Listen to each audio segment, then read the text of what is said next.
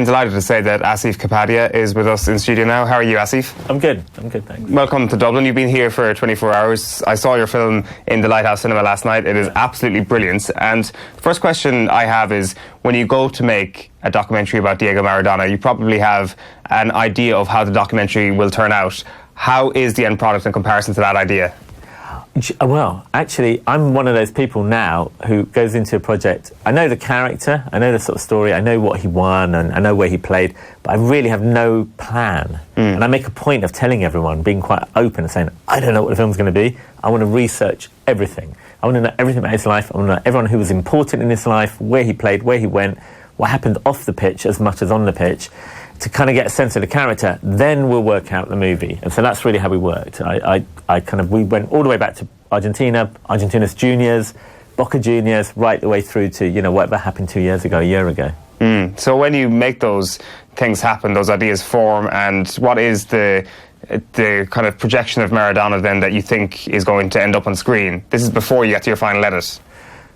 So the thing becomes, who are the voices? Who are the key people? Who know him?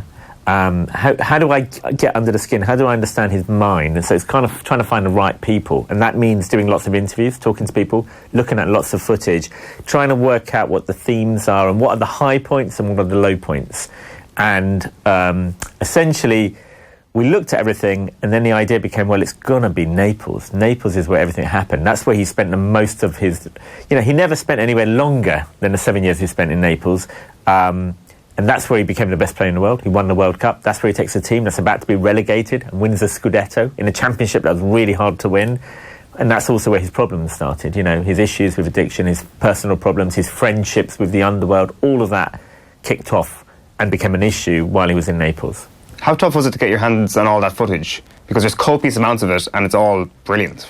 It took a long time. Some of it was shot for a film that his first agent, Jorge Sister-Spieler, which is the first super agent, the guy who got him the deal to Barcelona, biggest deal in the world, got him the deal to Naples, again, the biggest deal in the world. He only had one client, who was Diego Maradona. He had this idea in 1981, just before he goes to Barcelona, that Maradona's such a huge star, he's going to be so global, he could be big in America. Let's make a movie about him, and we'll bring it out on the cinema screens in North America. So he hired 2 Argentinian cameramen to start filming Diego, on the pitch, off the pitch, following him around. And a lot of our material comes from that footage that was shot for this film. Started in 1981, never completed, and we finished it in 2019. Some of the tapes were on this old format called U-matic. We found them kind of outside of Naples. The other half of the tapes were being kept by Diego Maradona's ex-wife, Claudia, in a trunk in Buenos Aires. Literally, these tapes had not been looked at for 30 years. And we had to find a machine on eBay to play them because, they're not a kind of an industry standard anymore. And that material is what really shows you Diego on the pitch and off the pitch that no one's ever seen before. Even hardcore Napoli fans or Diego fans have never seen this material. What I wonder is, who does Diego Maradona trust? He must trust you to some extent to pull this off, because you have, 5 interviews with Diego in production for this film? It's a good question. Who does he trust? I think that's an eternal question. Who's his friend? Who's the person that he can rely on? I would say Fernando Signorini, his trainer, is one of the few people he genuinely trusts and respects and has done for many, many years, and he's in our film.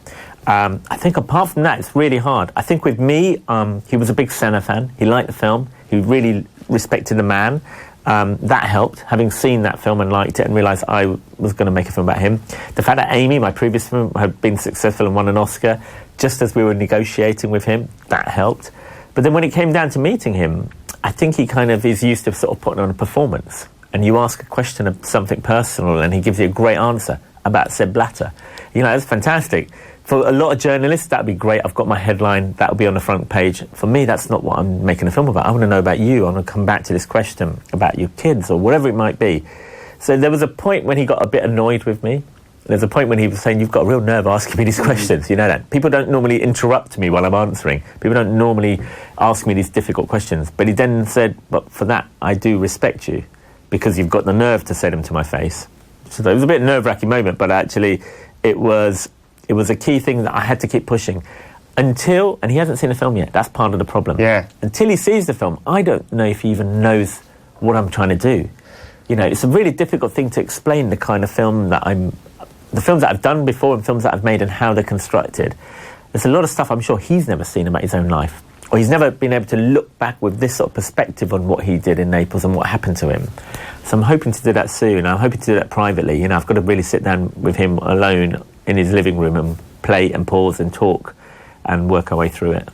I'd be fascinated to hear you talk about that after that happens. You'd like to think that there would be respect as well from Diego at the idea of the story that you produced. This isn't a glorification of Diego Maradona. This is a pretty warts and all documentation of Diego Maradona. It shows all the highlights as well. You know, it shows what he did on the pitch and how intelligent he was. I didn't know about that. How he changed his style of play when he went to Italy. How he had to kind of develop and become faster and toughen up. Football was nasty then. You know, the kind of tackles that you had to deal with. The kind of there's lack of protection for players like him. The pitches, the injections he had to take just to get through games and seasons. And the fact that a good season in Italy in the 80s was scoring 15 goals. I noticed that. Yeah, mad. You know, now you score 49 goals and it's like it's a poor season for Messi. You know, football was different then, and he is the best of the time when it was really tough to be a footballer and really tough to be an attacker. So I think we do celebrate all of that. The way he played in the World Cup, the things that were going on in his personal life, then to go to the World Cup and have that amazing tournament. That's what I'm interested in, I guess, and I'm hoping that will come across well, as well as dealing with some of the issues and the problems, all of which I talked to him about. So when you, in the film, you hear his voice, he's given answers to me about these things that I said, I need to talk about this is important, this is part of your legacy. Just to go back then to the idea of a filmmaker making this and the idea of this being the third part of a trilogy, Amy, Senna, both subjects that had passed away, subjects you hadn't interviewed, obviously, whereas with Maradona you get to speak to the subject of your film. It may seem like a very obvious thing to say because obviously that changes the dynamic substantially, but how was it for you? It makes it, at the beginning it makes it more difficult because you've kind of got this pressure of I've got to talk to the guy, I've got to meet him, and then you have the kind of issue of a lot of famous people, the challenge of, excuse me, the issue becomes a challenge of getting to meet him, getting past the entourage. Once I met him, I liked him, but then there's this other question of, the person I'm meeting in 2017-18, is that the same person I'm actually making the film about in 1984? Is he a different guy? You know, is he the most reliable witness for his own story? Has he rewritten history in such a way that he has his version of events, but all of the evidence, because we do quite forensic research, you're looking at it and going, that's not what happened.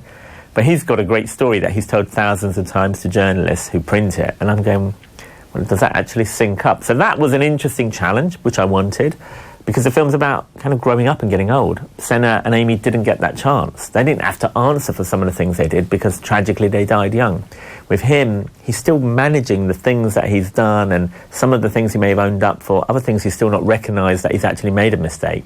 And our film's trying to show a bit of that. And I'm hoping to somehow have a bit of sympathy for him after you see the film. People might think it's a bit of a joke, he's a bit of an idiot, he's made lots of mistakes in his life, or you know, cheats, you know, the classic English thing, English fan thing is, he's a cheat, I don't hear what he's... You know, he got elbowed in the face, people tried to break his legs, they did break his ankle, he's playing football, and that's cheating as well. You know, he's trying to be cunning.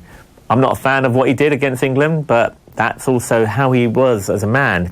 He says this great line, I thought, you know, football's a game of deceit. It's about how much you can trick people, what can you get away with? And that's kind of how he was on the pitch and off the pitch, because he's a street guy. He came from a really tough place, and he's used to surviving. He's a street fighter. Yeah, I found that line very interesting as well. It's also fascinating that you say that about him perhaps not being the most reliable witness of 1986 or a 1984 version of Maradona. And just kind of like a final point, because Italy, for anybody who hasn't seen it, and we'd encourage everyone to go see it, is probably the spine of this and a narrative basis of Diego Maradona. Do you think that Maradona was a victim of his society in Italy, or do you think that the elements of his personal life that essentially tarred his character in some people would have existed no matter where he ended up at that point? I think what kind of history has taught us, no matter where he goes, he's going to go there, bring great hope, do something great, and it's going to go wrong. That's happened again and again wherever he's gone. But I think the greatest place for him, in a way, was Naples. The place that became his home was Naples. They loved him unconditionally. They needed him. He needed them. He had a lot in common with them. You know, his background from his mother's side is kind of Southern Italian. You know, in Argentinian terms, he's kind of considered dark-skinned. people in Naples, in the south of Italy, are considered dark-skinned, and he says they would consider the Africans of Italy. There's racism and things that Neapolitans have to deal with within Italy. So for him, he needs a cause. He needs someone to fight. He's loves this idea of having, I'm going to take on the power base. So it was perfect, Naples. It gave him everything he wanted, and they never told him, you know what, you have to be there for training on Monday morning. He's like, I'm going to go out and party. They're like, fine, we don't care. We love it. We've got that Maradona playing for us, But the problem with that freedom is, it can get out of control. And the things that were going on in Naples at the time were all of the issues that, were the worst thing for Diego Maradona to have. We have the underworld. There is a lot of drugs around there. There's a lot of people of the night, let's just say. And he loved to kind of live by night. He said he couldn't go out in the daytime because there were so many people who wanted to touch him and grab him and, and be near him. So he existed at night. He didn't really rest and sleep. He wasn't a professional like a lot of players now. He was living on the edge because he's a street guy. Yeah. And but he just happened to be an incredible genius footballer as well. He certainly did. It's called Diego Maradona. Go see it. It's out this Friday. Asif Kapadia, thanks so much. It's been great chatting to you. Thanks, mate.